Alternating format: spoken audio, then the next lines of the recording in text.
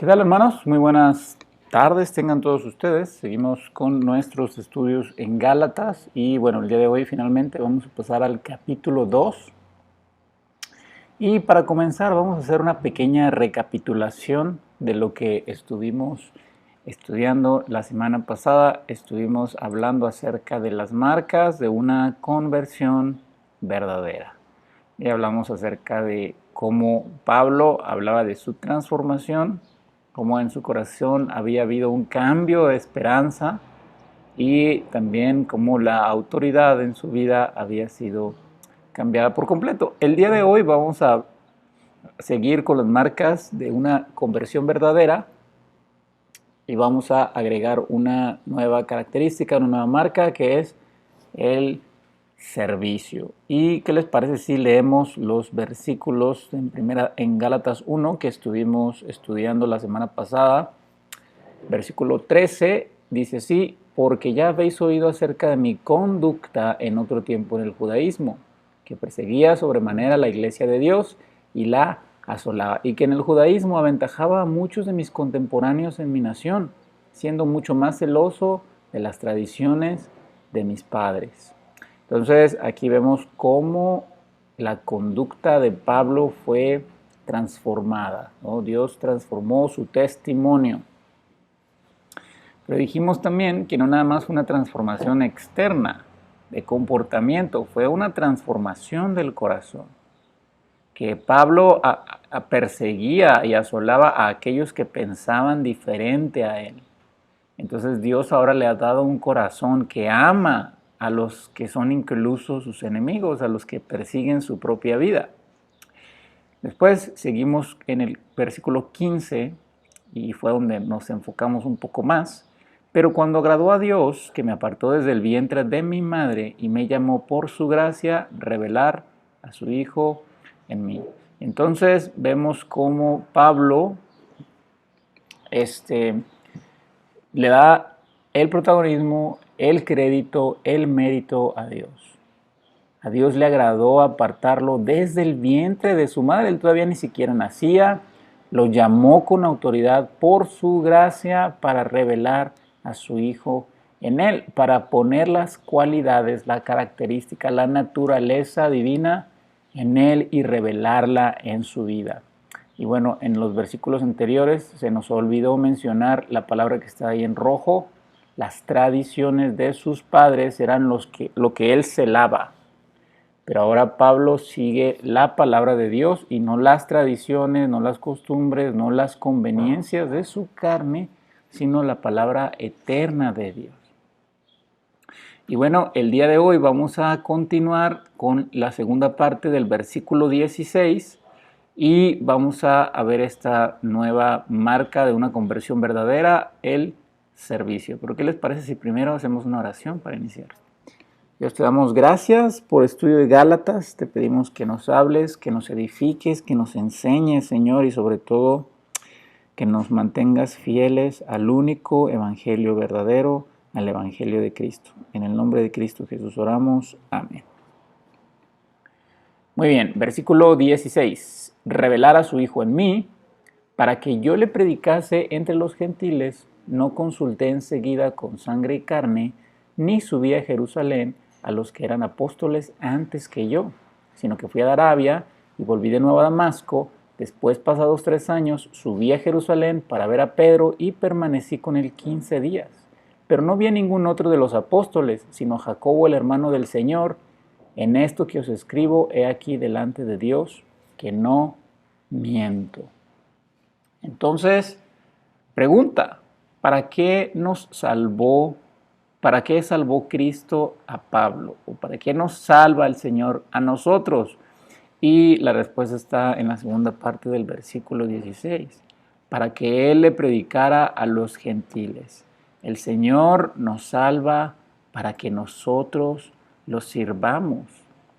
No salva nada más para que estemos ahí escondiendo el tesoro del Evangelio que Él nos ha regalado, sino para que lo prediquemos a los demás. Ahora, es importante mencionar esto también. ¿Por qué Pablo sirve a Cristo? O sea, Dios lo salvó para servirlo. para que Pablo lo sirva a él. La pregunta es, ¿por qué Pablo lo sirve? ¿Cuál es la motivación? ¿Cuál es la razón del servicio de Pablo? Y bueno, la razón es, hermanos, que Pablo sirve por amor.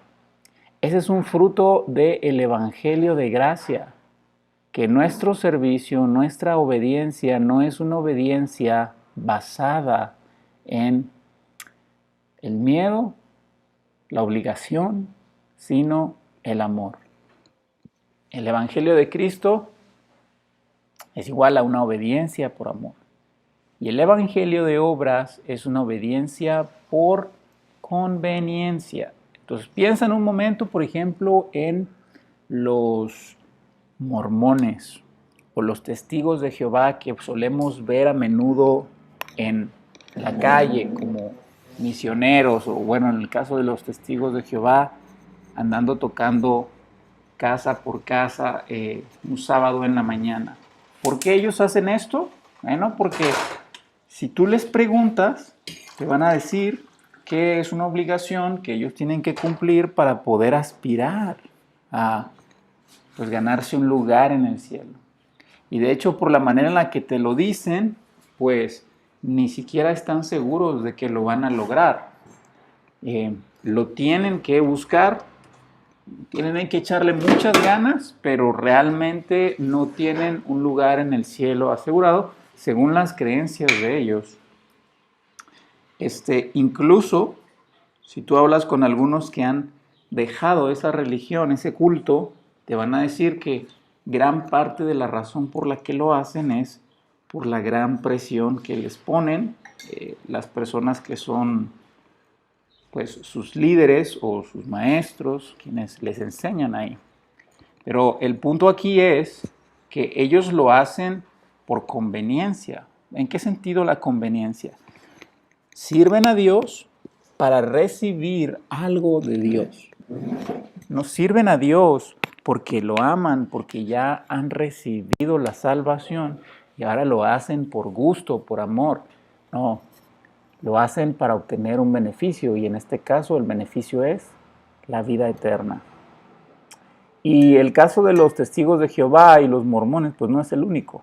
Realmente en cada religión vemos ese mismo comportamiento.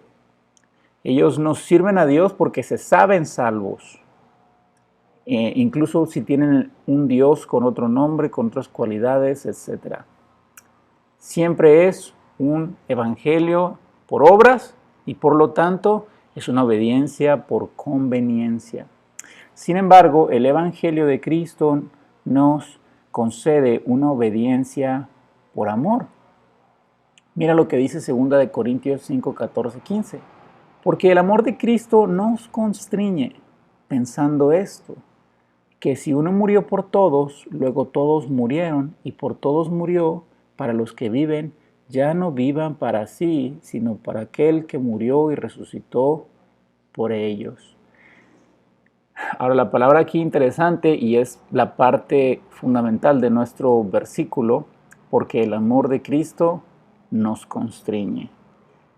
Constriñir quiere decir, bueno, al menos en la palabra griega original, es la idea de sujetar, de impulsar, de mover, de, en cierto sentido, obligar, de apremiar. Y entonces lo que Pablo está diciendo en esta otra carta que le escribe a otra iglesia en otra situación completamente diferente que las iglesias de Galacia, es que el amor de Cristo nos impulsa a obedecerlo. Es tanto el amor de Cristo en nuestros corazones que es imposible, es obligado por esa gran inspiración y esa gran motivación que nosotros obedecemos. ¿Y en qué se basa este gran amor? En el Evangelio. Por eso el versículo 14 sigue diciendo que Él murió por todos y entonces todos lo morimos para Él. Para que ya a la hora que vivimos ya no vivamos para nosotros mismos, sino para Él. Entonces, hermanos, en el Evangelio de Cristo la obediencia es por amor. Por eso Él dice abiertamente, Dios me salvó para compartir el tesoro del Evangelio y lo hago con gusto, lo hago con amor. No como los judaizantes que predican un evangelio de obras, que hacen cosas para ganar el favor de Dios. Yo no tengo que hacer eso. Dios ya me dio todo su favor en Cristo, ya me dio todas sus bendiciones. No puedo ser más bendecido. Lo hago porque mi cuenta espiritual rebosa en abundancia. Lo hago porque Él es bondadoso conmigo.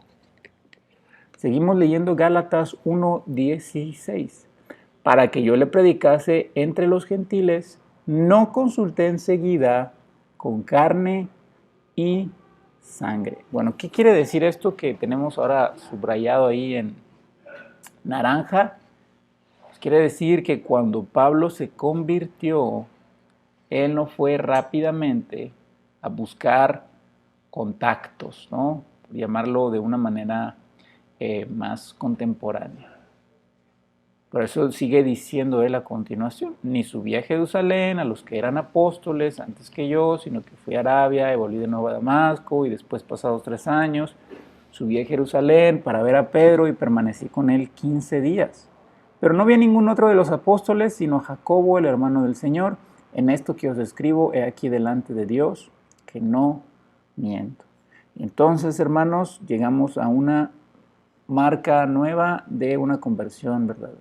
Una transformación de la vida, un cambio en la esperanza, un cambio en quien es nuestra autoridad, una vida de servicio por amor y finalmente la nueva es una vida de protagonismo de Dios, no nuestro. Pablo no está buscando el protagonismo en su vida, sino que él entiende ahora que el protagonismo le pertenece a Dios. Y mira, aquí está diferenciado por colores. Él no consultó enseguida con carne y sangre, no fue a buscar a las figuras más influyentes. Dice el 17, ni subí a Jerusalén. ¿Por qué no subió a Jerusalén? ¿Por qué es importante para Pablo mencionar esto? Porque Jerusalén, hermanos, era la ciudad más importante, bueno, en muchos sentidos, pero pues en nuestro sentido, en el contexto de Gálatas, pues obviamente era la ciudad más importante, hablando de manera religiosa. Así que él dice, yo no subí a Jerusalén, a esta ciudad súper importante, donde hay gente muy influyente que podía de una u otra manera ayudarme a escalar en mi vida religiosa, para tomar una posición dentro de la religión de gran autoridad. No, le dice, yo no fui y busqué a estas personas. Yo no fui a hacerme amigo de los apóstoles para hacerme apóstol también. Yo fui a Arabia y volví de nuevo a Damasco. Y entonces aquí en esta parte morado, lo que él está diciendo es que él no fue a la región más influyente. Él no fue, vamos a ponerlo así en nuestro contexto de La Laguna, él no fue a las iglesias de Torreón más grandes, a hacerse amigo de los pastores, de las iglesias más reconocidas y con cierto poder, por así decirlo, entre la organización de los bautistas convencionales, sino que él fue y trabajó en un pueblito chiquito a donde Dios lo mandó. Él fue y trabajó allá por La Luz, se fue a Concordia y ahí estuvo predicando 3 años. ¿No? Entonces fue por allá a esos lugares y volvió de nuevo a Damasco. Quiere decir que él andaba en zonas, pues no necesariamente que eran rurales y pueblitos, pero sí que no eran el foco de la autoridad dentro de la religión cristiana. Después dice el versículo 18, después, pasados 3 años, subí a Jerusalén para ver a Pedro, y permanecí con él 15 días. Entonces, él estuvo trabajando en silencio, sin buscar protagonismo, durante 3 años. Él simplemente se dedicó a servir a Dios por amor. Y pasados 3 años, subió a Jerusalén para ver a Pedro y permaneció con él 15 días. Y nuevamente vuelve a decir, pero no vi a ningún otro de los apóstoles, solamente a Jacobo, el hermano del Señor. Entonces, ¿por qué él está haciendo esto? Porque está diciendo, hey, yo no busco protagonismo, no fui a buscar a estas personas que ya eran poderosas e influyentes dentro del cristianismo. No fui a los lugares donde podía estratégicamente posicionarme como un ministro destacado. Yo solo me dediqué a servir al Señor. Ahora, ¿por qué Pablo está haciendo toda esta explicación a los Gálatas? Tenemos que recordar el contexto de la carta. Mira, Galacia dijimos que era una región. Los Gálatas eran estos cristianos de esa región, pero que habían apostatado, que habían dejado el evangelio de gracia para servir un evangelio por obras. ¿Quiénes fueron los que enseñaron ese evangelio por obras dentro de las iglesias de Galacia? Los judaizantes. ¿Y cuál fue la estrategia de los judaizantes? Pues atacar el apostolado de Pablo, desacreditar a Pablo diciéndole que él era un charlatán, que él se llamaba apóstol nada más porque se había hecho amigo de otras personas influyentes, y por eso Pablo tenía como tanto ego y se atribuía tanta autoridad. ¿Te acuerdas cómo empieza la carta a los Gálatas? Pablo, apóstol de Dios y de Jesucristo, que lo resucitó de los muertos. Fíjate, y luego él dice, no de hombres, ¿verdad? Entonces Pablo desde el versículo 1, desde su primer línea en su carta, empieza a defender su apostolado porque es precisamente lo que los judaizantes hicieron. Están tratando de desacreditar a Pablo y de decir, este es un charlatán que los ha estado engañando con ese evangelio por gracia, por medio de la fe. Entonces Pablo escribe y dice, no, Dios me llamó, yo no fui. Y empieza a explicarles su historia para que ellos entiendan que Pablo verdaderamente es un ministro legítimo. Y de hecho, en Hechos, tenemos la historia de Pablo y esto que él está contando en Gálatas de una manera un poquito más detallada. Lo puedes tú ya leer de manera personal, pero vamos a leer algunos versículos clave como lo hemos estado haciendo. Hechos 9:27. Entonces Bernabé, tomándole, lo trajo a los apóstoles y les contó cómo Saulo había visto en el camino al Señor, el cual le había hablado, y cómo en Damasco había hablado valerosamente en el nombre de Jesús. Entonces, ¿por qué Pablo va a Jerusalén, como nos dice en Gálatas 1:17, en el 18, y va a ver a Pedro? No es porque él quiso ir, no es de su propia iniciativa. Pedro es el que va y busca a Pablo, obviamente porque el Señor lo está guiando. Pero Pablo está explicando estas cosas para que los gálatas entiendan que él no está buscando el protagonismo, que es Dios el que ha ido acomodando todas las cosas y es quien Dios el que lo llamó y que ha hecho fructificar su ministerio. Pablo no tiene nada que ver. Pablo no está hambriento de protagonismo y de ser el centro de atención. Él simplemente se ha dedicado a servir al Señor. Una marca de una verdadera conversión es un deseo de que Dios sea el protagonista y no nosotros. Es muy triste cuando personas ofrendan y casi van caminando hacia depositar las ofrendas y van ahí agitando el billete al aire, ¿no? Para que todos vean cuánto ofrenda. O muchas veces una persona hace una cosa buena para la iglesia, un servicio, y parece que todos tienen que enterarse de lo que hace, si no, no está a gusto. A veces da algún testimonio o hace algunas palabras. Incluso hay predicadores que pues realmente no se paran a predicar la palabra. Se paran a decir todo lo que ellos han hecho y lo bueno que ellos son, y yo, mí, mío, me, siempre es de ellos. Entonces Pablo está diciendo, no, yo no soy ese tipo de ministro. Yo soy un ministro que he entendido que yo soy segundo. Dios es primero. El protagonismo le pertenece únicamente a Él y es una característica de una conversión verdadera. Versículo 21. Después fui a las regiones de Siria y de Cilicia y no era conocido de vista a las iglesias de Judea, que eran en Cristo. Solamente oían decir, aquel que en otro tiempo nos perseguía, ahora predica la fe que en otro tiempo asolaba, y glorificaban a Dios en mí. Aquí hay algo interesante que debemos notar, que él no era conocido de vista a las iglesias de Judea, o sea que esta región a donde pertenecía Jerusalén, que nuevamente era la región más influyente y poderosa, ni siquiera conocían a Pablo. Él no se había preocupado por ir y promocionarse a sí mismo. Él únicamente se había encargado de servir al Señor y de honrarlo. Y por otra parte tenemos el versículo 24. Y glorificaban a Dios en mí. ¿Por qué lo glorificaban? Porque aquel que en otro tiempo los perseguía, ahora predica la fe que en otro tiempo asolaba.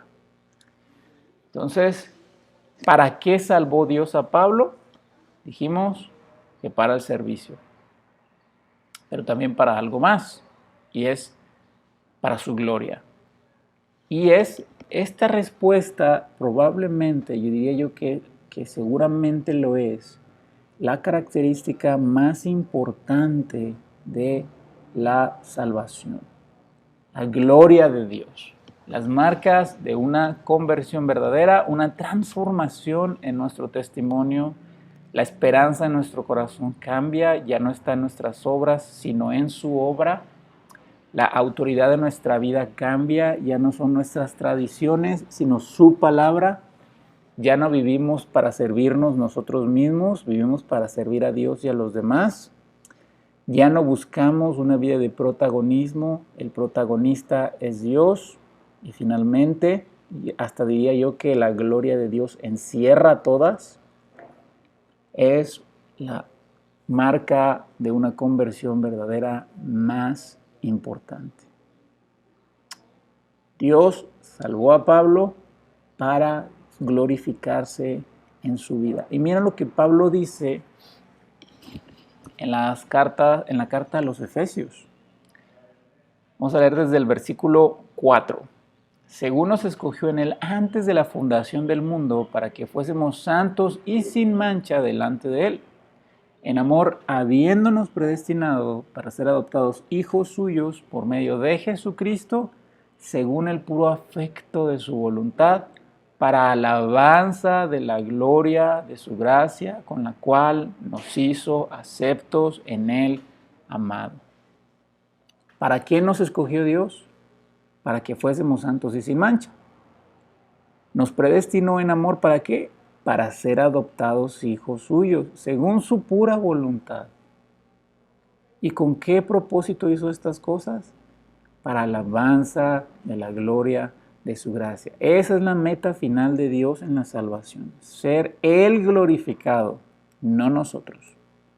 Seguimos leyendo en Efesios, versículo 11 al 14. En él asimismo tuvimos herencia, habiendo sido predestinados conforme al propósito del que hace todas las cosas según el designio de su voluntad, a fin de que seamos para alabanza de su gloria, nosotros los que primeramente esperábamos en Cristo, en él también vosotros, habiendo oído la palabra de verdad, el evangelio de vuestra salvación, y habiendo creído en él, fuisteis sellados con el Espíritu Santo de la promesa, que es las arras de nuestra herencia hasta la redención de la posesión adquirida. ¿Para qué? Para la alabanza de su gloria. Esa es la meta final de Dios en la salvación, que su gloria sea alabada. Todo lo que Él nos ha dado en Cristo, la herencia que tenemos, su predestinación, es para alabanza de su gloria. Aquella persona que se dice cristiano, pero tiene más interés en alabar su propia gloria que la de Dios, pues difícilmente podemos afirmar que es un cristiano verdadero, porque no busca la gloria de Dios, sino la del yo. Hace cosas buenas para que los demás lo vean. No, mira cómo tergiversa las marcas de una conversión verdadera. Habla acerca de su testimonio para su propia gloria. Su esperanza está puesta muchas veces en Dios, pero no para la gloria de Dios, para su propia gloria. Su autoridad es Él mismo. ¿Sirve a los demás con qué fin? Para glorificarse así. Él siempre busca el protagonismo y obviamente vive un evangelio que está viciado en su propia gloria. Muy bien, entonces, ¿cómo damos nosotros gloria a Dios? Pues Pablo también lo dice ahí en Gálatas 23. Aquel que en otro tiempo nos perseguía, ahora predica la fe que en otro tiempo asolaba. La respuesta está en una vida, pues, que sea acorde al carácter de Dios, ¿verdad? Pero otra vez, esta vida, esta transformación solo se logra por medio de la obra y el poder del Señor.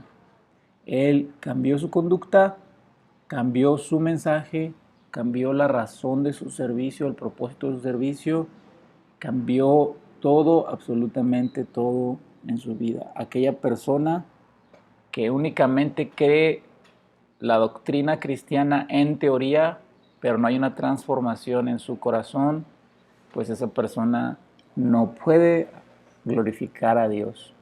Al contrario, le podríamos llamar incluso un enemigo de la cruz. Las doctrinas cristianas se creen, pero también se viven. Pasamos a Gálatas capítulo 2 y Pablo sigue explicando esta situación de subir a Jerusalén y cómo ha sido su vida ministerial, cómo él no buscó el protagonismo. Mira, versículo 1. Después, pasados 14 años, subí otra vez a Jerusalén con Bernabé, llevando también conmigo a Tito. Pero subí según una revelación y para no correr o haber corrido en vano, expuse en privado a los que tenían cierta reputación el evangelio que predico entre los gentiles. Este es el contexto en Hechos 15 del 1 al 5. Entonces algunos que venían de Judea enseñaban a los hermanos: si no os circuncidáis conforme al rito de Moisés, no podéis ser salvos. Fíjate, aquí está el meollo del asunto en Gálatas. Este es el gran problema que están teniendo las iglesias de ahí. Que ellos empezaron a creer esta herejía. Si no se circuncidan, no pueden ser salvos. ¿Viste que ya le agregaron? Ya no es nada más creer en Jesús, es también circuncidarse. Como Pablo y Bernabé tuviesen una discusión y contienda no pequeña con ellos, se dispuso que subiesen Pablo y Bernabé a Jerusalén y algunos otros de ellos a los apóstoles y los ancianos para tratar esta cuestión. Entonces, esta es la razón por la que Pablo en Gálatas 1 empieza a decir: subí con Bernabé a Jerusalén, porque vinieron estos a tratar de engañar a los hermanos. Y entonces hubo una discusión grande y tuvimos que subir. Sigue diciendo, yo creo que va a estar un poco confuso aquí. Bueno, estamos en Hechos 15 del 1 al 5, hemos leído los primeros 2 versículos. Seguimos el versículo 3 al 5. Ellos pues, habiendo sido encaminados por la iglesia, pasaron por Fenicia y Samaria, contando la conversión de los gentiles, y causaban gran gozo a todos los hermanos. Llegados a Jerusalén, fueron recibidos por la iglesia y los apóstoles y los ancianos, y refirieron todas las cosas que Dios había hecho con ellos. Pero algunos de la secta de los fariseos que habían creído se levantaron diciendo: es necesario circuncidaros y mandarles que guarden la ley de Moisés. Mis hermanos, ¿se fijan aquí el gran problema que están enfrentando los ministros para poder repeler evangelios falsos? Mira cómo los fariseos, que se supone que habían creído en el evangelio, se levantaron diciendo: es necesario agregarle cosas al evangelio de Cristo, la circuncisión y guardar la ley de Moisés. Este es el asunto por el cual Pablo está escribiendo a los Gálatas. Ellos fueron hechizados, va a decir más adelante, para agregarle estas cosas, para cambiar el corazón del evangelio, la justificación, para que sea por la obediencia a la ley y no por la fe. Entonces, pasa algo interesante aquí. Pablo dice: subí con Bernabé y con Tito, pero subí según una revelación. ¿Por qué Pablo dice que subió según una revelación? ¿Qué quiere decir esto? Hermanos, quiere decir que Dios en privado le dijo: Pablo, ve a Jerusalén y sube para que trates este asunto. Ahora, hay algo muy importante que tenemos que recalcar aquí. En primer lugar, no es la primera vez que Pablo usa revelación. En Gálatas 1 ya lo utilizó 2 veces. Y tenemos que entender que las revelaciones eran una señal, hermanos, de la legitimidad del ministerio.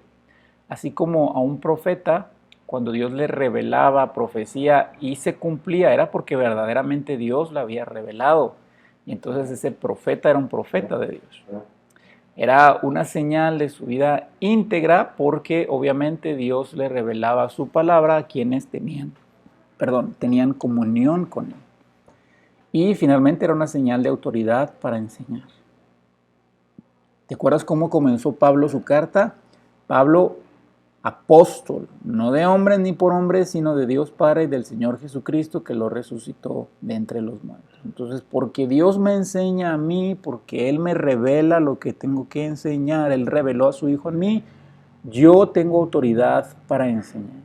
Entonces, estas revelaciones eran sumamente importantes, eran parte esencial del ministerio apostólico que Pablo tenía. Ahora, ¿estas revelaciones se aplican a nosotros? La respuesta es que no. No son aplicables para nosotros por 2 razones. En primer lugar, porque nosotros no somos apóstoles como Pablo y ya no existen tales apóstoles. Y en segundo lugar, porque el canon bíblico se ha cerrado. ¿Sabes? La gente que ahora se llama apóstol, pues sí es precisamente lo que acusaban a Pablo de ser.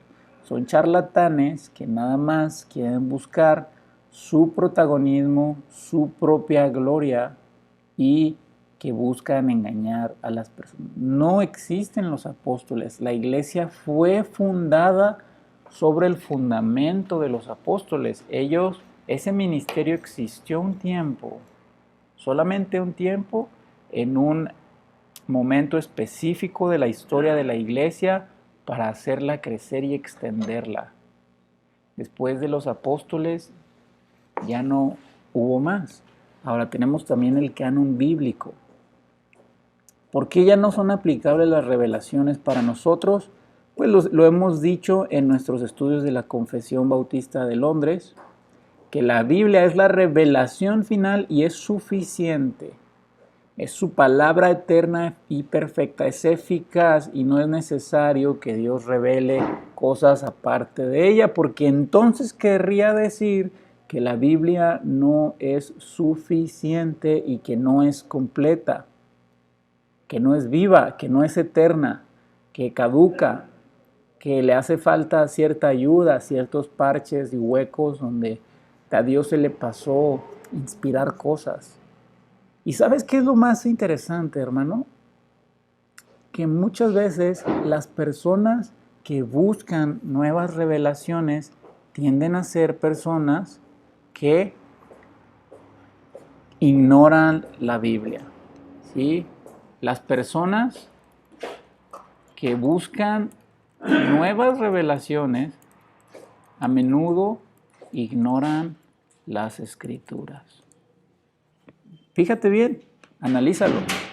Aquellas personas que son engañadas o que están muy interesadas en los horóscopos, o es que tuve un sueño, o es que vino una persona y me lo reveló de parte de Dios. Esas personas tienden a ser los que menos conocen las Escrituras y por eso son engañados. Entonces, fíjate bien, ni los horóscopos, ni esos profetas que andan ahorita, ni nuestros propios sueños, ni nuestras propias experiencias, ni las visiones que dicen las personas, es que se me apareció mi abuelita, es que una vez vi un destello y, hermanos, Dios no revela fuera de la Biblia. Dios escribió, inspiró las Escrituras y en las Escrituras está todo lo que necesitamos para ser salvos y crecer en salvación. No necesitas más. La Biblia es la palabra eterna y suficiente de Dios. A medida que ignores las Escrituras, la medida que más te vas a entregar al engaño de revelaciones privadas. Me gustaría hacer esa diferenciación ahora mismo. Tenemos tres tipos de revelaciones. Revelación general, que es la creación. Tenemos revelación especial, que es la Biblia. Y tenemos revelación privada, que esta revelación privada sería, por ejemplo, sueños, profecía, etcétera. Experiencias, vamos a poner, ¿sí? Donde aparentemente Dios le revela a alguien en privado, solo a esa persona, algo que tiene que hacer o una nueva doctrina. Tal cosa no existe, hermanos, y siempre una secta comienza con una revelación privada. Y así se formaron muchas denominaciones cristianas y después se convirtieron en cultos y completamente apostataron del Evangelio de la Gracia por revelaciones privadas. Entonces, la revelación general no es suficiente. La revelación especial es suficiente y única y no hay mayor autoridad.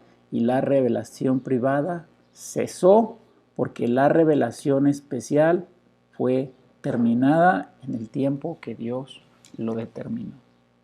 Entonces, aquí terminamos nuestro estudio en Gálatas. Espero que puedas meditar y puedas seguir estudiando la carta y guardes estas cosas en tu corazón para que nos cuidemos, hermanos, de no creer en otro evangelio porque no hay otro.